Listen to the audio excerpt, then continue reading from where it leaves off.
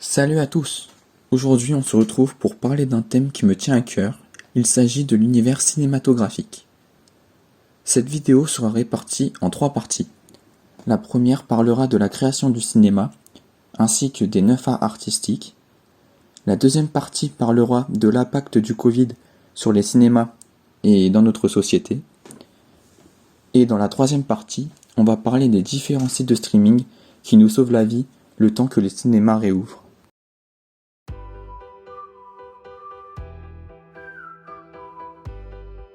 Créé par les frères Lumière le 22 mars 1895, soit à la fin du 19e siècle, le cinéma est une source de divertissement incroyable. Ricciotto Canudo fait du cinéma le 7e art artistique en 1920, et le cinéma devient alors l'art le plus consommé puisqu'il intègre les 5 éléments artistiques, le langage, le son, l'image, le mouvement et l'interactivité. Ricciotto Canudo considérait les 6 autres arts comme étant la poésie, la musique, le théâtre, les arts plastiques, l'éloquence et la danse. Mais en réalité, depuis le XXe siècle, il existerait 9 types d'art artistique. Le premier serait l'architecture, le second la sculpture, le troisième serait les arts visuels avec la peinture et le dessin. En numéro 4, ce serait la musique. En numéro 5, la littérature et la poésie. En numéro 6, les arts de la scène comme le théâtre, la danse, les mimes et le cirque. En numéro 7, on retrouve le cinéma. En numéro 8, les arts médiatiques comme la télévision, la radio et la photographie. Et enfin, écoutez bien tous les rageux qui n'aiment pas les mangas, en numéro 9, on retrouve la bande dessinée. Il faut savoir que les 9 arts font référence aux 9 muses de la mythologie grecque qui représentent chacune un art artistique.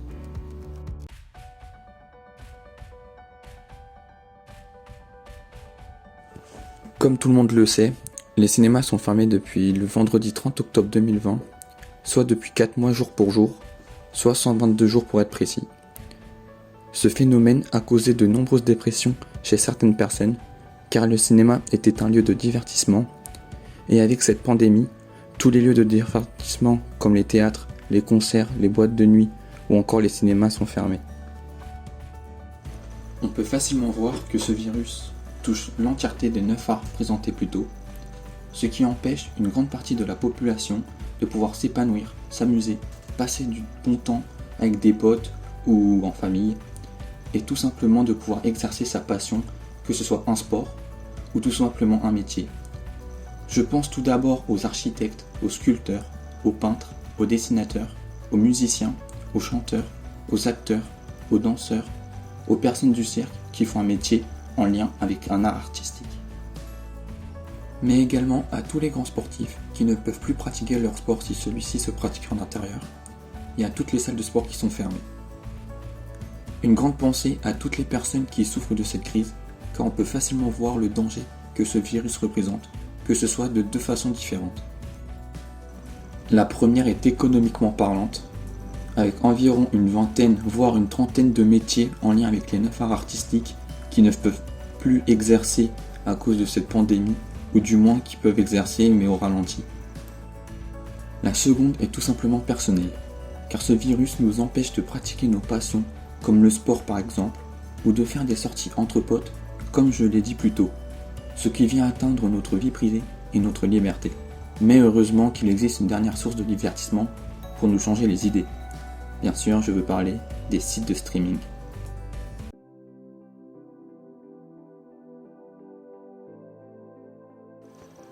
Ah, les sites de streaming, heureusement qu'ils sont là, en temps de crise. Découvrons ensemble les différents sites, ce qu'ils proposent, ainsi que leurs prix. Commençons avec le géant du streaming Netflix. Les prix vont de 7,99€ à 15,99€ par mois, soit de 15,88€ à 191,88€ par an. Il est le site qui propose le plus de films et de séries, comme la série Lupin, qui est numéro 1 aux États-Unis. Pour les amateurs de manga, il y a aussi Hunter x Hunter, l'Attaque des Titans, Assassination Classroom, Death Note, Parasite, Blue Exorcist ou encore Fairy Tail. L'autre géant du streaming, Amazon Prime Video. Il propose un abonnement à l'année d'une valeur de 49€, soit environ 4€ par mois, qui est beaucoup moins cher que les autres sites de streaming. Mais il faut savoir qu'on n'a pas accès à l'entièreté de tous les films et de toutes les séries qui sont disponibles sur ce site. Certains films doivent être achetés dans Amazon Prime Video. Sur ce site de streaming, on peut retrouver E.T. l'extraterrestre, tous les Indiana Jones, la trilogie Retour vers le futur, Gladiator, Les Dents de la Mer ou encore d'autres films cultes.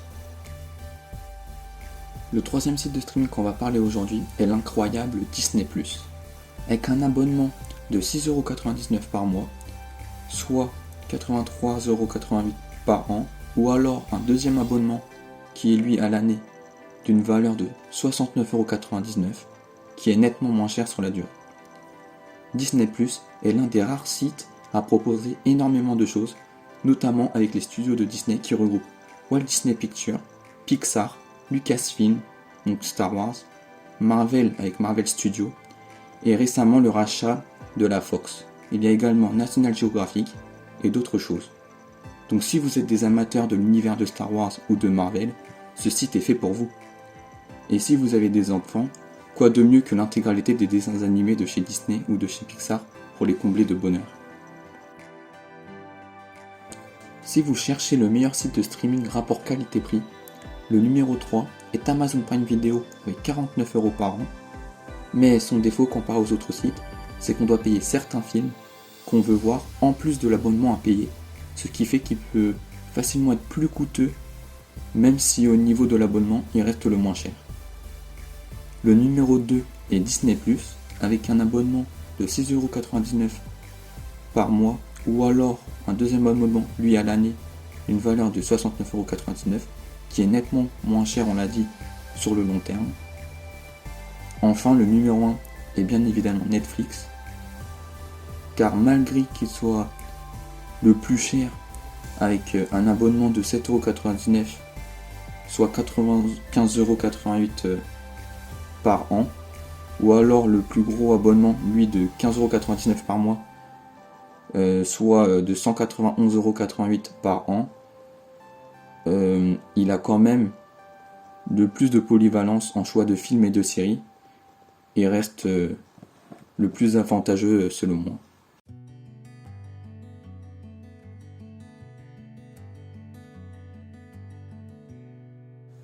J'espère que la vidéo vous a plu. Si c'est le cas, n'hésitez pas de liker la vidéo et de vous abonner à la chaîne. Ça me ferait énormément plaisir. Dites-moi les choses qui vous ont plu et les choses qui ne vous ont moins plu en commentaire pour que je puisse m'améliorer. Sur ce, on se dit à vendredi pour parler des nouveautés, des films et des séries Marvel à venir. C'était Clem Salfa pour vous servir. Salut, salut!